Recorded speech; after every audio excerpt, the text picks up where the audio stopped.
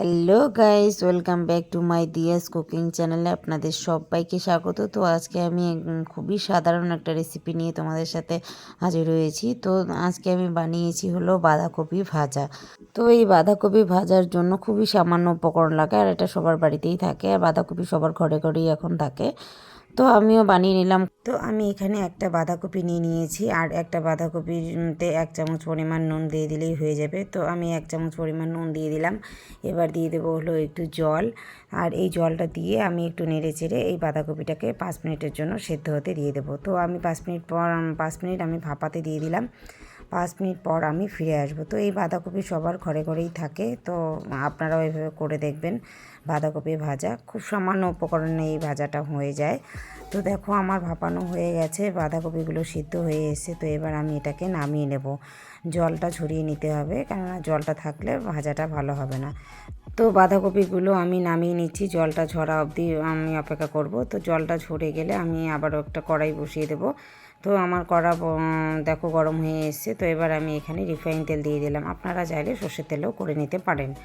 তো দেখুন আমার তেলটা গরম হয়ে এসেছে। তো এবারে আমি এক এক করে উপকরণগুলো অ্যাড করে নেব। তো দেখো আমি একটা শুকনো লঙ্কা 2 খণ্ড করে দিয়ে দিলাম। তো এবার আমি দিয়ে দিচ্ছি কালো জিরে। তো এই কালো জিরে আর শুকনো লঙ্কাটাকে একটু ভেজে নিতে হবে।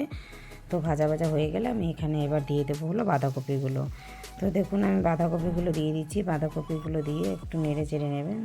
তো দেখো আমার পুরো বাঁধাকপিটা দেওয়া হয়ে গেছে। এবার আমি খুব ভালোভাবে নেড়ে চেড়ে নেব, তো এখানে যাতে বাঁধাকপির গায়ে তেলটা পুরোভাবে লেগে যায়।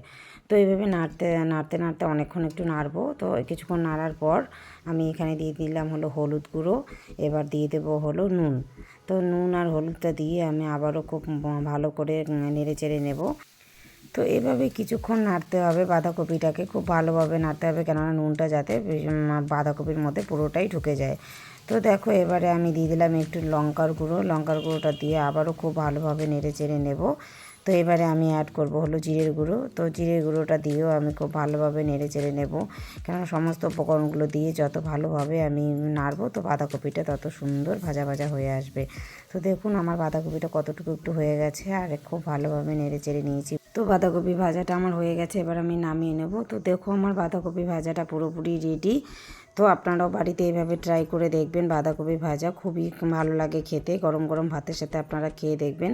আর ঠিক আমি যেভাবে করেছি আপনারাও করে দেখবেন, আশা করি ভালো লাগবে। আর আপনারা কে কোথা থেকে আমার রেসিপিটি দেখছেন অবশ্যই কমেন্ট করে জানাবেন।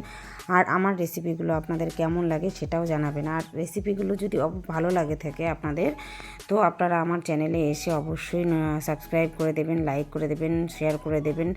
আর হলো বেশি বেশি করে শেয়ার করে দেবেন, যাতে আপনাদের বন্ধুবান্ধব আত্মীয় স্বজন সবার কাছে আমার রান্নার নোটিফিকেশনগুলো পৌঁছে যায়, আর সবাই যেন আমার রান্নাটা দেখতে পায়। আর কে কোথা থেকে দেখছো অবশ্যই কমেন্ট করে জানাতে ভুলবেন না। তো আজকের মতো এইটুকুই। আগামী দিনে আবারও নতুন নতুন রান্না নিয়ে আমি হাজির হয়ে যাব আপনাদের সাথে। তো বন্ধুরা ভালো থাকবেন, সুস্থ থাকবেন। তো দেখা হচ্ছে নেক্সট এপিসোডে নেক্সট রেসিপির সঙ্গে। তো চলো টাটা, বাই।